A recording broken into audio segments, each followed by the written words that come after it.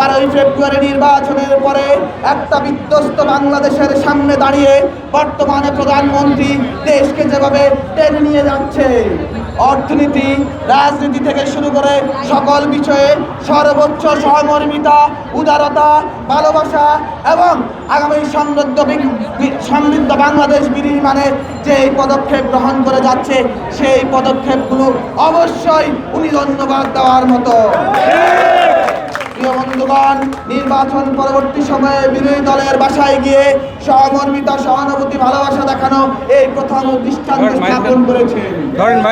VIP protocol গ্রহণ না করে বাংলাদেশে জাহানকে উনি যে মুক্তি দিয়েছেন তার জন্য উনি অবশ্যই ধন্যবাদ পাওয়ার যোগ্য।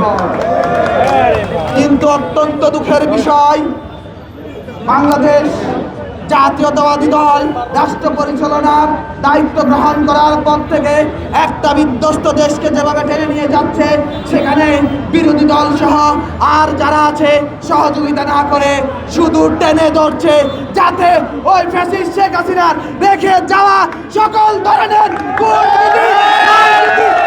ধ্বংসের প্রান্তে নিয়ে যেতে পারে। যেখানে বিরোধী দলের এই সফলতার সারথি হওয়ার কথা, যেখানে বিরোধী দলকে সর্বোচ্চ সহযোগিতা করে সহানুভূতি দেখিয়ে সরকারকে ভালোবাসা প্রদর্শন করা উচিত, সেখানে তারা মিথ্যা চর্চায় ব্যস্ত হয়ে গেছে।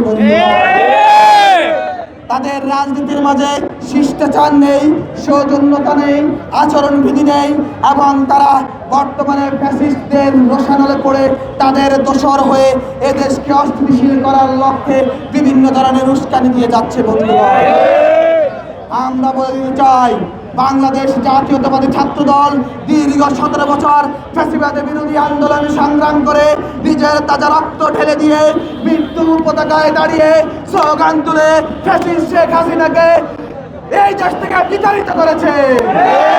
জনগণের মাঝে প্রতিটি ক্যাম্পাসে রাজনৈতিক চর্চা সৃষ্টি করে শেখ হাসিনাকে, ছাত্রলীগকে ফ্যাসিস্ট হিসেবে প্রমাণ করেছে।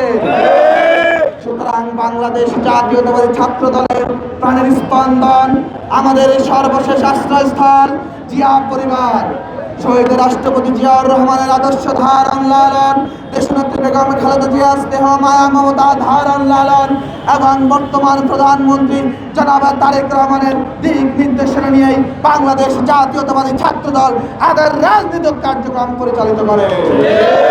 আমরা কখনো কোনো মিথ্যার কাছে মাথা নোয়াবো না, ইনশাল্লাহ। আমরা ফ্যাসিস্টদের সাথে মাথা নত করিনি। আমরা কোনো ধরনের গুজববাজ, মততন্ত্রবাজ, কোনো ধরনের শিষ্টাচার বহির্ভূত রাজনৈতিক নেতাকর্মীর কাছে মাথা নত করবো না।